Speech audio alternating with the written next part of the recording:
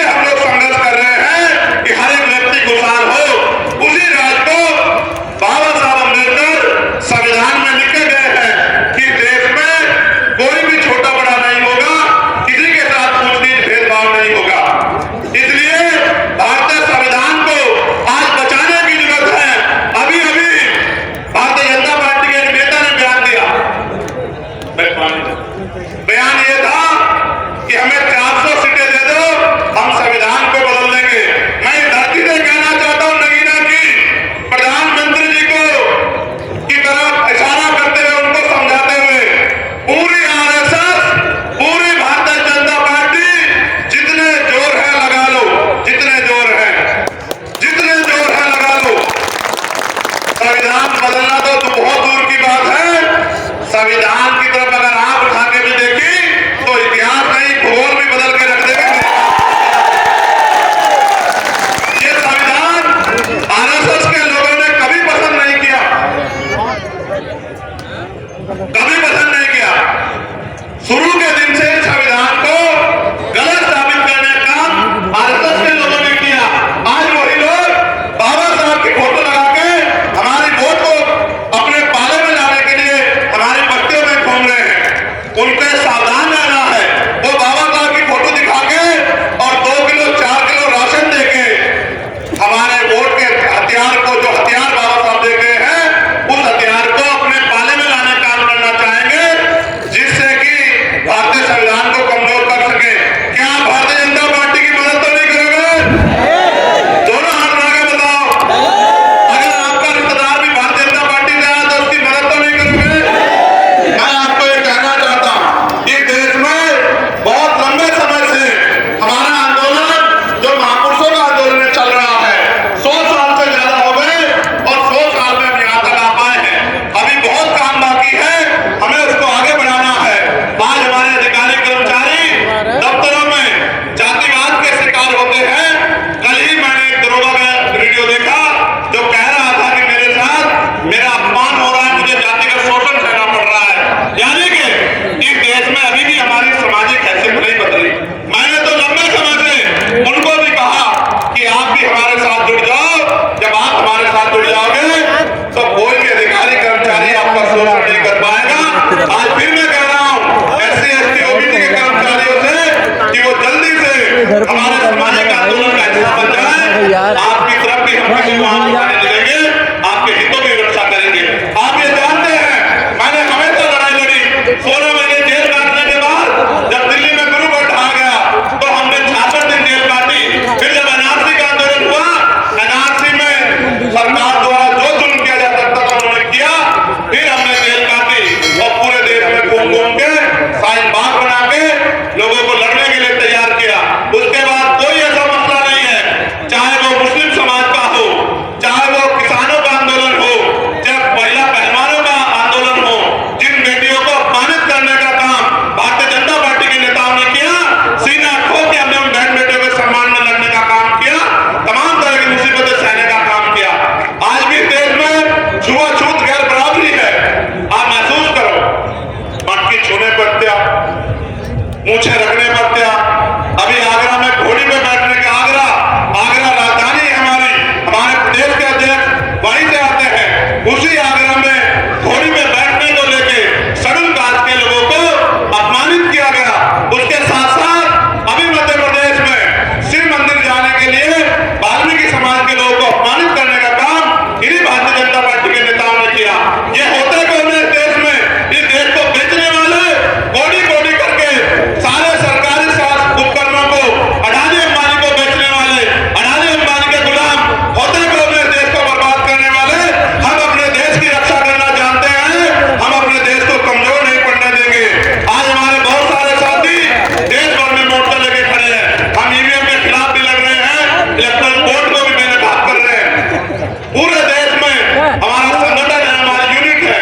भाई जावेद भाई, हिजाब भाई, सलीम भाई, CO कल्याण सिंह जी, तमाम हमारे साथी, हिमांशु जी, महक सिंह जी, तमाम हमारे साथी अन्य अन्य प्रदेशों में आंदोलन को मजबूत कर रहे हैं। एक झटके की जरूरत है कि आंदोलन का पटल ऊंचा हो जाए।